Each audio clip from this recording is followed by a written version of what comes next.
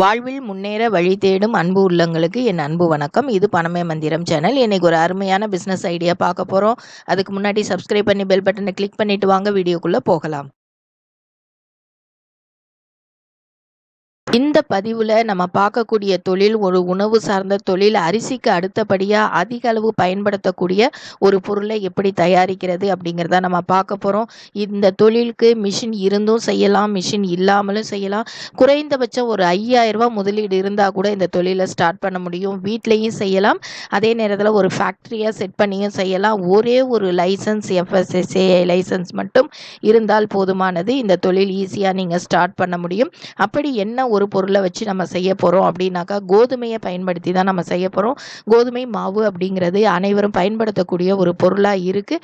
முன்னாடியெல்லாம் வடநாட்டில் தான் அதிகமாக பயன்படுத்திக்கிட்டு இருந்த இந்த பொருள் இப்போ எல்லா இடத்துலையும் பரவலாக பயன்படுத்த ஆரம்பிச்சிட்டாங்க. ஏன் அப்படின்னா, இதில் அதிக அளவு ஃபைபர் இருக்குது அப்படிங்கிறதுனால அரிசிக்கு மாற்றாக இதை என்ன செய்கிறோம், பயன்படுத்துகிறோம். கார்போஹைட்ரேட்டும் ஃபைபரும் இதில் இருக்குது அப்படிங்கிறது தான் இதில் இருக்கக்கூடிய ஸ்பெஷல். அதே நேரத்தில் இது பலவிதமான பொருட்கள் தயார் செய்கிறதுக்கு இதை பயன்படுத்துகிறோம். ப்ரெட்டு, அப்புறம் பேக்கரி ஐட்டம்ஸு, சப்பாத்தி, பூரி, இந்த மாதிரியான நிறைய விஷயங்களை செய்கிறதுக்கு நாம் கோதுமையை பயன்படுத்துகிறோம். மைதா அப்படிங்கிறதுக்கு மாற்று பொருளாக கூட இந்த கோதுமையை பயன்படுத்திக்கிட்டு வர்றோம். இதில் எந்த அளவுக்கு பயன்பாடு இருக்குது அப்படிங்கிறது நீங்கள் இந்த ஸ்லைடை பார்த்தா தெரியும் உங்களுக்கு. இது வந்து ஒபிசிட்டியை கண்ட்ரோல் பண்ணுது. அதே நேரத்தில் அதாவது டயபெட்டிஸ், அந்த டைப் 2 இதை வந்து என்ன செய்யுது, தடுக்குது அப்படின்னு சொல்கிறாங்க. மெட்டபாலிசத்துக்கு ரொம்ப இம்பார்ட்டண்ட்டாக இருக்குது. பிரஸ்ட் கேன்சரை தடுக்குது அப்படின்னு சொல்கிறாங்க. குழந்தைகள்லேயே வரக்கூடிய ஆஸ்துமா நோயையும் இது தடுக்குதுன்னு சொல்கிறாங்க. இதை பற்றி நீங்கள் தெரிஞ்சுக்கணும், ஸ்லைடை கொஞ்சம் நேரம் பாஸ் பண்ணி கூட நீங்கள் இதோட பெனிஃபிட்ஸ் என்ன அப்படிங்கிறத நீங்கள் தெரிஞ்சுக்கலாம். இந்த தொழிலுக்கு என்ன மாதிரியான முதலீடு வேணும் அப்படின்னு சொல்லி பார்த்தீங்கன்னா, 1 கிலோ கோதுமை அப்படிங்கிறது நீங்கள் ஹோல்சேல் ப்ரைஸில் பார்த்தீங்கன்னா ஒரு 22 ரூபாயிலேருந்து நீங்கள் 30 ரூபாய் வரைக்கும் வாங்க முடியும். எந்த அளவுக்கு நீங்கள் பர்ச்சேஸ் பண்ணுறீங்க, ஒரு குவிண்டாலா, ஒரு டன்னா, அதை பொறுத்து உங்களுக்கு இந்த ரேட் அப்படிங்கிறது மாறிக்கிட்டே இருக்கும். அப்போது ஒரு 100 கிலோ நீங்கள் கோதுமை வாங்கணும் அப்படின்னு சொல்லி நினச்சிங்கன்னா ஒரு 2200லேருந்து 3000 ரூபாய் வரைக்கும் நீங்கள் இதுக்கு செலவு பண்ண வேண்டியதாக இருக்கும். அதுக்கப்புறம் பார்த்தீங்கன்னா, பேக்கிங் கவர்ஸ் 1 கேஜி நீங்கள் பேக் பண்ணுறீங்க அப்படிங்கனாக்கா உங்களுக்கு ஒரு 2 ரூபாய் அப்படிங்கிறது அடக்க விலையாக இருக்கும். அதுவே நீங்கள் 100 கேஜி வந்து நீங்கள் பேக் பண்ணுறீங்க அப்படிங்கன்னா ஒரு 200 ரூபாய் வரைக்கும் உங்களுக்கு செலவாகும். ஓகேங்களா? பேக்கிங் சார்ஜஸ் உங்களுக்கு அவ்வளோதான். அதுக்கப்புறம் நீங்கள் இன்னும் டெக்கரேட்டிவாக பண்ணணும் அப்படின்னு நினச்சிங்கன்னா ஒரு 2லேருந்து 4 ரூபாய் அதுக்குள்ளே உங்களுக்கு இந்த முதலீடு அப்படிங்கிறது வரும். இந்த தொழிலை மிஷின் இல்லாமலும் பண்ணலாம். ஆனால் நீங்கள் மிஷினோட பண்ணணும் அப்படின்னு சொல்லி நினச்சிங்கன்னா ஒரு 30,000லேருந்து 1,00,000 ரூபாய் வரைக்கும் நீங்கள் நார்மலாக யூஸ் பண்ணக்கூடிய சிங்கிள் ஃபேஸில் பயன்படுத்தக்கூடிய மிஷினே வந்து உங்களுக்கு கிடைக்கிது. அதுவே வந்து நீங்கள் பிளான்ட்டாக செட் பண்ணணும் அப்படின்னு சொல்லி நினச்சிங்கன்னா உங்களுக்கு இது 5 லட்சத்துலேருந்து ஒரு 10 லட்ச ரூபாய் வரைக்கும், அதாவது பெரிய ஃபேக்ட்ரி லெவலில் நீங்கள் செட் பண்ணுறதுக்கு தேவைப்படும். ஓகேங்களா? இப்போது எவ்வளோ கோதுமை வந்து நம்ம பயன்படுத்தினா அதுலேருந்து எவ்வளோ கோதுமை மாவு கிடைக்கும் அப்படின்னு பார்க்கலாம். 1 கிலோ நீங்கள் கோதுமையை அரைச்சிங்க அப்படின்னா உங்களுக்கு 950 கிராம், ஒரு 50 கிராம் குறையுன்னு வச்சுக்கோங்களேன், கோதுமை மாவு கிடைக்கும். இது அப்ராக்சிமேட்டாக சொல்லணும் அப்படின்னாக்கா உங்களுக்கு 100 கிலோ உங்களுக்கு வந்து கோதுமை மாவு வேணும் அப்படின்னா நீங்கள் ஒரு 105 கிலோ நீங்கள் அரைச்சிங்க அப்படிங்கும்போது உங்களுக்கு 100 கிலோ கோதுமை மாவு உங்களுக்கு கிடைக்கும். ஓகேங்களா? இப்போ இதில் ப்ராசஸ் பார்க்கலாம், எப்படி வந்து இதை தயாரிக்கிறாங்க அப்படின்னு. முதல்ல கோதுமையை கல், மண் இதெல்லாம் இல்லாமல் சுத்தமாக நீக்கிக்கணும். நீக்கினதுக்கப்புறமா அதை நல்லா தண்ணி ஊற்றி நல்லா வாஷ் பண்ணுறோம். வாஷ் பண்ணிவிட்டு இதை நல்லா என்ன செய்யணும், காய வைக்கணும். இந்த மாதிரி காய வைக்கிறது பார்த்திங்கன்னா நீங்கள் ட்ரையிங் மிஷின்லேயும் காய வைக்கலாம், நார்மலாக நம்ம சூரிய வெளிச்சத்துலேயும் நம்ம காய வைக்கலாம். இப்போ நம்ம சூரிய வெளிச்சத்தில் காய வைக்கிறோம், எல்லாமே கொஞ்சம் சுத்தமாக செய்யணும். ஏன்னா FSSAI லைசன்ஸோடு பண்ணுறோம் அப்படிங்கும்போது பொருள் வந்து ரொம்ப தூய்மையாக இருக்கணும். இந்த மாதிரி ட்ரையரில் வச்சு பண்ணுறது தான் பெரிய பெரிய ஃபேக்ட்ரிஸில் பண்ணுவாங்க. ட்ரையரில் வச்சு பண்ணதுக்கப்புறம் இதில் இருக்கக்கூடிய அந்த கல், ஆணியெல்லாம் நீக்கிறதுக்கு ஒரு மிஷின் இருக்குது, நம்ம அதில் செலுத்துவாங்க. அதில் செலுத்திட்ட பார்த்தாக்கா இதில் ஆணியெல்லாம் தனித்தனியாக வந்துடும். அதுக்கப்புறம் ஹேமர் மில், அதாவது மாவு அரைக்கிற மில்லில் வச்சு இதை அரைச்சி மாவாக கொண்டு வருவாங்க. இந்த மாவை நம்ம சலிப்போம் இல்லையா, நம்ம நார்மலாக செய்யும்போது நம்ம சலிச்சு எடுத்துக்கலாம். அதுவே நீங்கள் மிஷினில் பண்ணும்போது இந்த மாதிரி ஒரு மிஷினில் கொடுக்கும்போது அது என்ன செய்யும்னா அந்த கோதுமை தனியாக, உமி தனியாக வந்துடும். அதுக்கப்புறம் நம்ம என்ன பண்ணிக்கலாம், பேக்கேஜிங் பண்ணிக்கலாம். ஓகேங்களா. இந்த பேக்கேஜிங் அப்படின்னு சொல்லி பார்க்கும்போது இந்த பேக்கேஜிங் மிஷின் உங்களுக்கு ஒரு 1000 ரூபாயிலேருந்து நீங்கள் 1 லட்சம் 2 லட்சம் வரைக்கும் கூட இருக்குது.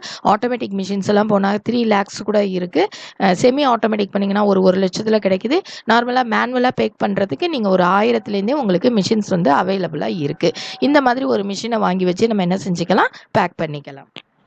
மெஷின் பயன்படுத்தாமல் என்ன மாதிரியான தயாரிப்பு செலவு வருது அப்படின்னு சொல்லி பார்க்கலாம். 1 கிலோ கோதுமைங்கிறது ஒரு அப்ராக்சிமேட்டாக 25 ரூபா அப்படின்னு வச்சாக்கா 105 கிலோ நீங்கள் கோதுமை வாங்குறதுக்கு 2625 ரூபா உங்களுக்கு சார்ஜ் ஆகும்.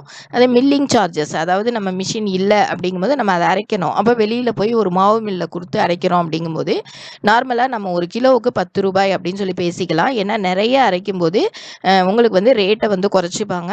நீங்கள் ஒரு 100 கிலோ அரைக்கிறீங்க அப்படிங்கும்போது தாராளமாக 1 கிலோ 10 ரூபாய் வாங்கிக்கிட்டு அரைச்சி தருவாங்க. அப்போது 1 கிலோவுக்கு நம்ம ஒரு 10 ரூபாய் அப்படின்னு நம்ம செலவு பண்ணால் 105 கிலோவுக்கு உங்களுக்கு ஒரு 1050 ரூபாய் அப்படிங்கிறது அந்த மில்லிங் சார்ஜஸ் அப்படிங்கிறது உங்களுக்கு வருது. அப்போது ஒரு 100 கிலோ நீங்கள் வந்து கோதுமை மாவு தயாரிக்கணும் அப்படின்னாக்கா அதுக்கு ஆகக்கூடிய செலவு 3675 ரூபாய் உங்களுக்கு செலவாகும்.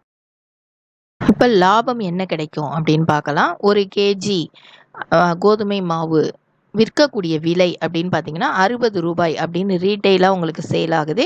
இதுவே 100 கிலோ வந்து நீங்கள் சேல் பண்ணுறீங்க அப்படிங்கும்போது உங்களுக்கு 6000 ரூபாய்க்கு நீங்கள் விற்கலாம். அதுவே 100 கிலோ மேக்கிங் காஸ்ட் அப்படின்னு பார்த்தீங்கன்னா 3675 ரூபாய். இப்போ அதுக்கப்புறம் பார்த்தீங்கன்னா இபி இருக்குது, நம்ம டிரான்ஸ்போர்ட்டேஷன் சார்ஜஸ் இருக்குது, பேக்கிங் இருக்குது, இது எல்லாமே சேர்த்தாக்கா ஒரு 325 ரூபாய் அப்படிங்கிறது உங்கள் அடிஷ்னலாக நீங்கள் வச்சுக்கிட்டா கூட டோட்டல் மேக்கிங் காஸ்ட் உங்களுக்கு ஒரு 4000 ரூபாய் அப்படிங்கிறது இருக்கும். இதில் செல்லிங் ப்ரைஸ்லேருந்து மேக்கிங் காஸ்ட் நம்ம லெஸ் பண்ணும்போது நமக்கு ப்ராஃபிட் கிடைக்குது. அப்போ ப்ராஃபிட் பார்த்தீங்கன்னா 2000 ரூபாய் அப்படிங்கிறது உங்களுக்கு ப்ராஃபிட்டாக இருக்கும். இதுவே மொத்த விலையில் விற்கிறோம் அப்படின்னு சொல்லி பார்த்தீங்கன்னாக்கா நீங்கள் 1 கிலோவுக்கு ஒரு 5 ரூபா, அப்போ 100 கிலோவுக்கு ஒரு 500 ரூபாய் வரைக்கும் நீங்கள் குறைச்சி விற்கலாம். அப்போ அதில் இருக்கக்கூடிய லாபம் அப்படின்னு சொல்லி பார்த்தீங்கன்னா 1500 ரூபாயாக இருக்கும். இப்போ மிஷினை நீங்கள் யூஸ் பண்ணுறீங்க அப்படிங்கும்போது பெரிய டிஃப்ரென்ஸ் ஒன்றும் இல்லைங்க.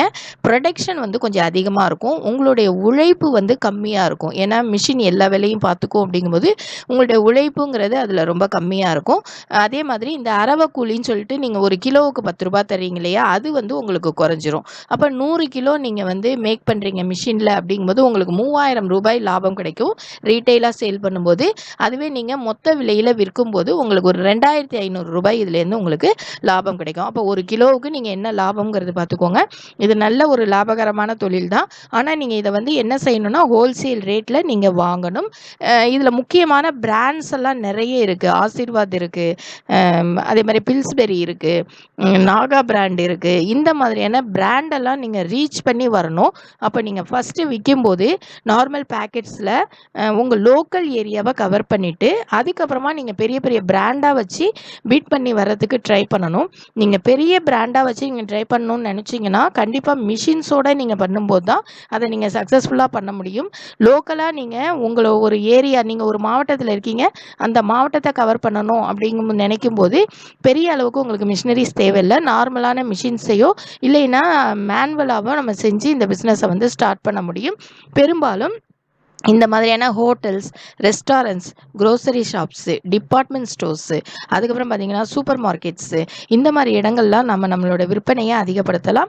அதே நேரத்தில் நீங்கள் ஹோல்சேலாக நீங்கள் கொடுக்குறீங்க அப்படிங்கும்போது டிஸ்ட்ரிபியூட்டர்ஸ், டீலர்ஸ், அதுக்கப்புறம் பார்த்திங்கன்னா இந்த அமேசான், ஃப்ளிப்கார்ட் இந்த மாதிரியான ஆன்லைன் தளங்களை பயன்படுத்தியும் நீங்கள் என்ன செஞ்சுக்கலாம், விற்பனையை அதிகப்படுத்தலாம். ஓகேங்களா. இது வந்து அதிக அளவில் விற்கக்கூடிய ஒரு பொருள். நீங்கள் எளிமையாக நீங்கள் இதை வந்து சேலுக்கு கொண்டு வர முடியும். ஆனால் இதில் காம்படிஷன் அதிகம் உண்டு. அந்த காம்படிஷனை உடைச்சா மட்டும்தான் நமக்கு இந்த பிஸ்னஸ் வந்து ரொம்ப சக்ஸஸ்ஃபுல்லாக இருக்கும். அதை தாண்டி நம்ம கொடுக்கணும். அப்போ நம்மளோட ப்ராஃபிட்டில் இன்னும் கொஞ்சம் குறைச்சி கொடுக்கறதுக்கு நம்ம தயாராக இருக்கணும். ஃபுல்லி ஆர்கானிக்காக நம்ம பண்ணணும், ரொம்ப சுத்தமாக பண்ணணும். அப்போ நீங்கள் அதெல்லாம் இதில் வந்து மென்ஷன் பண்ணீங்க அப்படிங்கும்போது இது ரொம்ப இந்த பிஸ்னஸை நீங்கள் சக்ஸஸ்ஃபுல்லாக பண்ண முடியும். அதே மாதிரி பேக்கிங் பண்ணும்போது நீங்கள் ஒரு கோடிங் மிஷின் அப்படின்னு சொல்லக்கூடிய அந்த கோடிங் மிஷினை வச்சு நீங்கள் மேலே அந்த பேட்ச் நம்பர், ரேட்டு இதெல்லாம் வந்து நீங்கள் பிரிண்ட் பண்ணி பண்ணிக்கலாம். அந்த மாதிரியே செய்யலாம். ஒரு நார்மல் பாலித்தீன் கவரில் மாவை பேக் பண்ணிவிட்டு அந்த கோடிங் மிஷினை வச்சு நீங்கள் அதில் என்ன பண்ணிக்கலாம், கோட் பண்ணிக்கலாம். அந்த மாதிரி ஆப்ஷனும் இருக்குது. அந்த மாதிரி செய்யும்போது இன்னும் உங்களுக்கு இந்த பேக்கேஜிங் செலவு வந்து கொஞ்சம் குறையும் உங்களுக்கு. இது பார்த்தீங்க அப்படின்னா அதிக அளவில் எல்லாரும் பயன்படுத்தக்கூடிய ஒரு பொருள் அப்படிங்கிறதுனால நம்மளோட விற்பனையை அதிகப்படுத்துறதுக்கு நீங்கள் நல்லா இறங்கி மார்க்கெட்டிங் பண்ண வேண்டியதாக இருக்கும்.